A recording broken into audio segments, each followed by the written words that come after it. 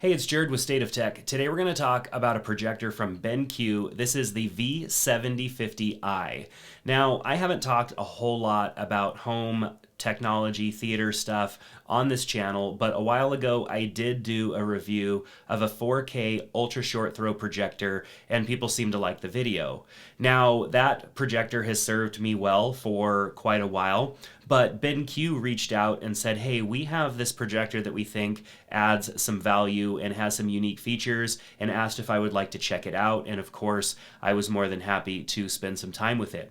Now, thankfully, I have had quite a bit of time to spend with this projector. I've had the projector for several months now, and even though I am lagging a little bit in reporting my findings on this projector, I've had a lot more opportunity to spend with the projector and use it with a lot more devices because of that time. So yes, BenQ did send me this projector. I did not pay for it, but BenQ does not get to view this video before publishing it, nor did they have anything that they can add or say to this video. This is strictly my opinions and my experiences with the projector. So this is a 4K ultra short throw projector, and there's been a lot of brands coming into the mix talking about projectors, producing their own products, and trying to differentiate themselves. So it's quickly becoming a category of Me Too, where yes, we have a 4K ultra short throw projector, but there are some things that stick out with the BenQ. So let's talk about the standard things, some of the specs of this projector. It is 4K UHD, and so the 3840 by 2160, which is standard for 4K, content that is going to be streamed or, over a disc or whatever you're viewing your content over these days. It will support 4K with a native aspect ratio of 16:9 and 2500 brightness, 2500 lumens of brightness, which is pretty good. Now, this particular projector has performed really well in the area that I have it in, which is not totally sealed off from light spill. So I'll talk a little bit more about that in a bit. It has a 2,000,000:1 contrast ratio, and it has selectable aspect ratios if 16:9 is not what you're going with natively. It has 30-bit color with 1.07 billion colors. Of course, it is laser, and it has a support for up to 20,000 hours is the source, the light source length of use, and that's a long time. Bulbs are something that we used to have to change out in projectors, and they were expensive, and it was a pain. Bulbs are a thing of the past with the laser projectors. So this is a short throw projector, and with the short throw projector, what I like about it is that it sits up nice and close to the screen and basically shoots up at the wall. Now, you do need to have a screen that works well with a projector like this. Just shooting it up against the wall is not going to perform well. I mean, it will work, but it's not going to look that great. And even a cheap projector or a piece of white spandex stretched out is not going to perform the best. You really do need a specific screen, and I'll link to the one that I use below. And of course, you're seeing some examples of that as I showcase some examples of the performance of this projector.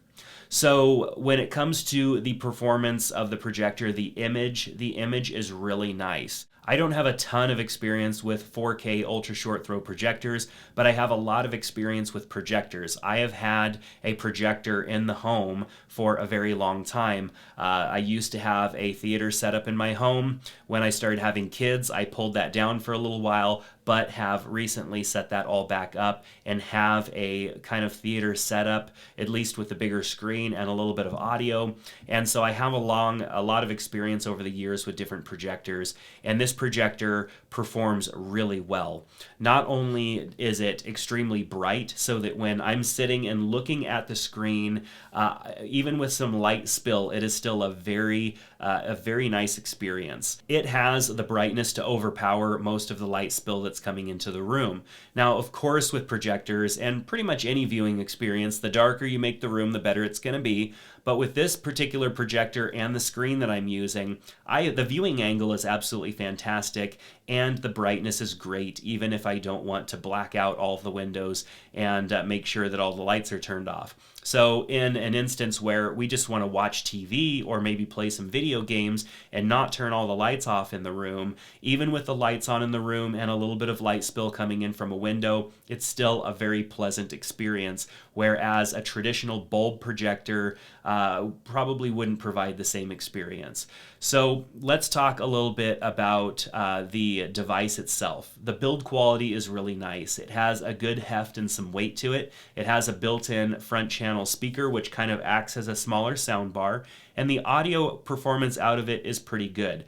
I am really surprised at the audio performance out of it in comparison to its size. It does produce a decent amount of audio, but it's not going to be the best experience if you're looking for a good movie experience. You've got a large screen, you've got a small sound bar in the front, and while it's better than nothing, I do highly recommend some form of external audio, such as a speaker set. Right now, I'm using a Clips speaker set, which is 2 towers and a sub. It comes as a set, and they're all self-powered, and it's probably the best out-of-box solution that I've been able to find, because I can run the audio right out of the projector into the speakers and not have to use a receiver, tons of cables, or anything like that. The only cables are the power cables and then the one audio cable that I could plug into the back of the projector. I would say probably the killer feature of the projector is the fact that it has a closing lid on the top. A lot of these other projectors have the top of the projector exposed, and there is the lens in which everything comes out of the projector, and that lens being accessible means that it's going to get dust on it, and if you have kids or pets or anything like that, it is susceptible to getting smears and smudges and all of that stuff on it as well. My last projector definitely had some marks on it, and I had to clean that area off quite often because it would decrease the image quality because it would get dirty. Whereas with this projector, when you power it off, it closes. There is protection over the top, so you don't have to worry about that as much. Dust is not going to be as big of an issue, and the occasional kid that comes by and decides to touch the projector, they're not going to touch the part that matters, which is where the image comes out and is projected up onto the screen. So that in and of itself is a killer feature. Alignment is also much easier with a projector like this because it has the ability to measure itself out from the wall. You pull the measuring sticks out from the device and you can align it perfectly, easily, without having to get out a tape measure or maneuver things around. It's just really simple to use. And then going into the software to actually fine-tune that, the ability to adjust the corners and everything, because nothing is perfect. No surface is perfectly flat or even a perfect 90 degree with the wall. And so you do need to make some minor adjustments, and in the settings, that process is pretty simple. Now talking about the overall performance of the device with external things like Apple TVs and Xboxes and Switch, Nintendo Switch, and all that stuff. Those are the types of devices that we've been using with our projector. Watching movies and streaming movies over an Apple TV is absolutely great. We have the 4K Apple TV, and so being able to stream movies, TV shows, YouTube, and all of that good stuff, it's just a great experience because the Apple TV is simple, all of our content is already there, and with the projector, we get to see it on the big screen, and it's a great experience. Now moving into talking about video games, where video games and projectors tend to present a problem with lag and things just not being as responsive as you would want. While projectors of this type are not the fastest, they are fast enough for most gameplay. We've been playing different games on the Xbox and the Nintendo Switch and experiencing no issues at all. While some of the really higher frame rate games, you may start to see little bits of issues there, that's an issue with projector technology in and of itself. The high refresh needed in order to be at that level with those games, you're just probably not going to find those unless you spend a ton of money on a projector, and most people are not utilizing projectors for that type of gameplay anyways.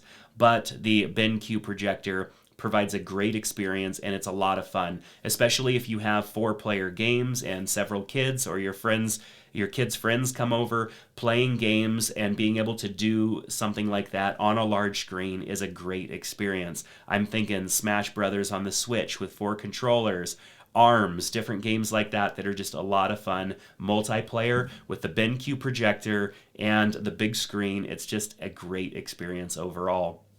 So I'm not going to go into detail into the specs. I can't compare little bits of details between different projectors. That is not something that I am a professional in. What I am a professional in is knowing what I like in the technology that I have, and understanding that there is a little bit of trade-off with functionality and what you're getting and the end result. Typically with the higher end stuff, you are losing a little bit of those nice things to have. With this BenQ projector, I feel like I'm getting as much of all of those things in one single device.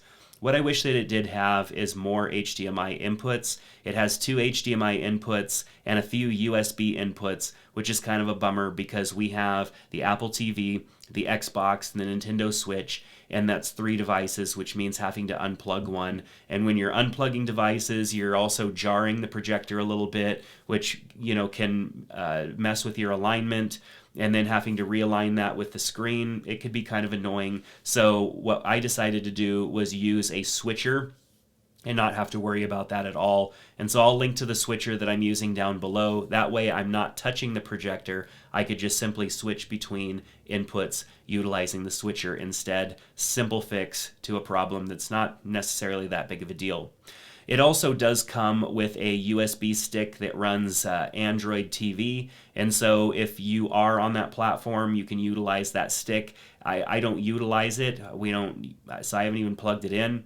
It does look like a good experience. I'm not going to review it because I don't use it. We use the Apple TV, and then we stream content from other devices to our Apple TV if it doesn't support, the Apple TV doesn't support that natively. So I hope that this review helped. It's more of how I use the device, what I appreciate about the device, more so than a spec-to-spec comparison or really anything like that. This projector is priced well and the performance is just really good. And so if you combine that with the fact that it has some features on it that just make owning a device like this more practical in a household where you have kids, pets, things like that, I think this projector is a perfect match for most of us out there. So I've got links down in the description below for you. Thanks so much for checking out the video. If you have any specific questions, ask them down in the comment section and I'll do my best to answer them. But that's going to do it for this video. Thanks so much. Click that thumbs up, subscribe to the channel, and I hope to see you back in another one soon. Take care.